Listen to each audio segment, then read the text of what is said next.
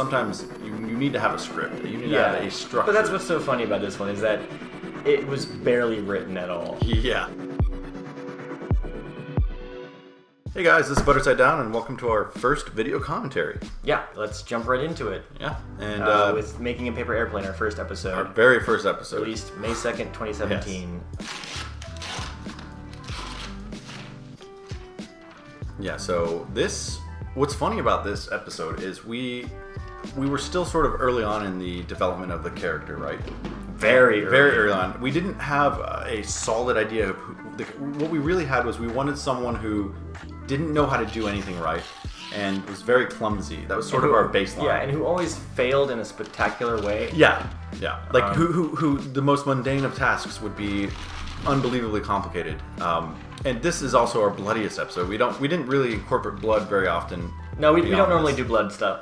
There's a couple instances where we do that, but we really didn't understand what we were going to try to do with this episode. No. But at the same time, blood plus paper airplanes was what made it so fun. It's pretty funny. It's just because it's paper, like, come on. But like the character bleeding to death from paper. How could he possibly fail so badly at making a paper airplane? Also, and this is you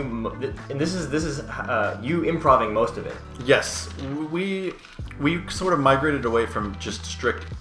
So we had a core idea, like let's have attempts at making a paper airplane and see what tools we can find.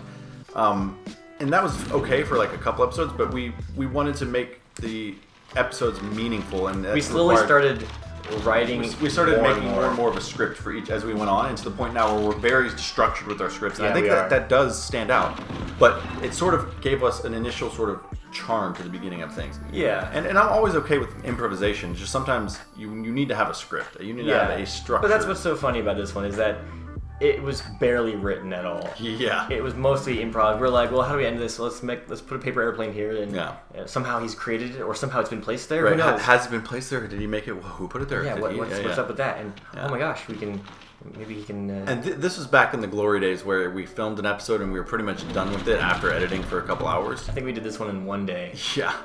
And gosh, do we wish we could do them in one day. Well, again. I think there's nothing wrong with we're gonna always have episodes like this. Like learning to draw was similar. Yeah. I think it's just a matter of wherever our creativity takes us, and quite often lately it's been taking us to pretty large, fantastic places. But it doesn't mean that there isn't value in smaller ideas. We have this episode, in my opinion, is just as valid as the most recent one. It's just a different style. It's a different style. It's like our learning to draw one doesn't have a single visual effect in it, but I think it's one of our most effective ones. Also, you'll notice the character in this one was very silent. Yeah. He did not make any noise. Like maybe there was a little grunt or something, but we started it with the idea that you wouldn't say anything. There's still a dialogue, but I think as we went on and we saw feedback, I think we wanted to give the character a little bit of a personality. Yeah. And that required some kind of vocal sounds. And the first episode we did that on was.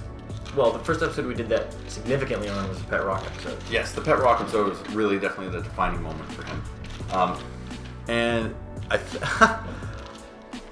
I don't even know what that candle's for. Why is that candle there? I think it's so funny that like your legit attempts at making a paper airplane here are so legitly bad. Yeah. That is so bad. To be honest, I'm not that bad at making a paper airplane. I did make the one at the very end.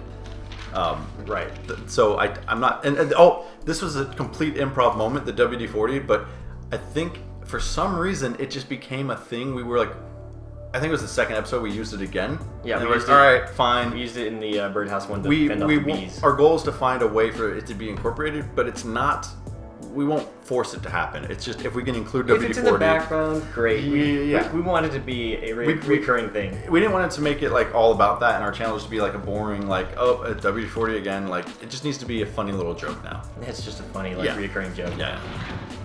And that's that was real. That was a real like improv moment as well, hitting the paper off using WD-40 like whatever heal your paper cuts. Like I don't even know what's going on. just getting overall frustrated. This pause became a sort of subtle meme.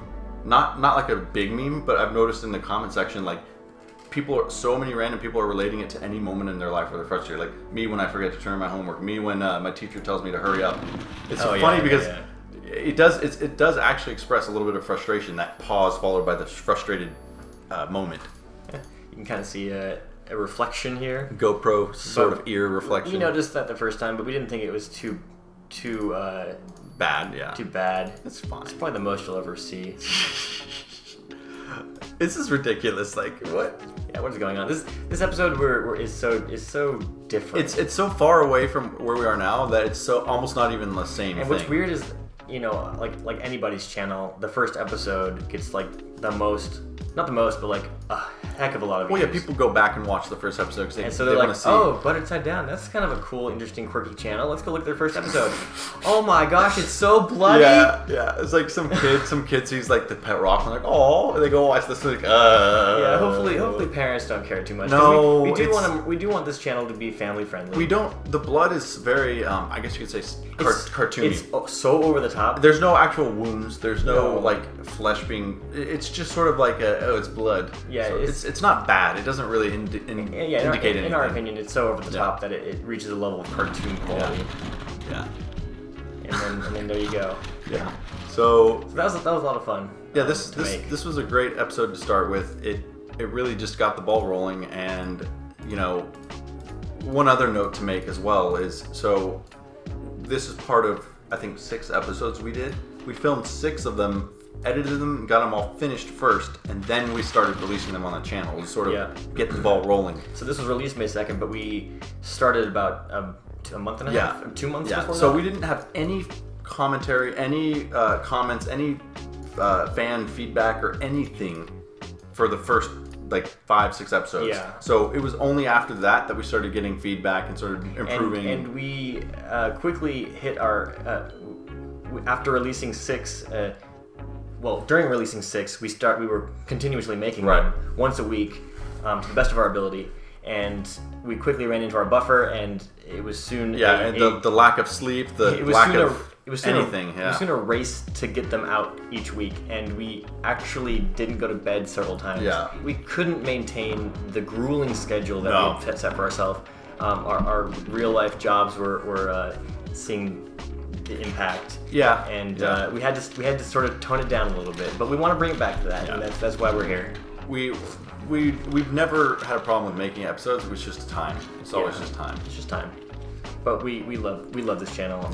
And we would love to do this every day. Yeah. For the rest of our lives. And we absolutely love your guys' responses and feedback. It definitely gives us energy in life and motivation. Yeah, we read every comment to the best of our ability. Yeah, everywhere. It doesn't matter where I'm sitting, what I'm doing. I'm refreshing the comments always.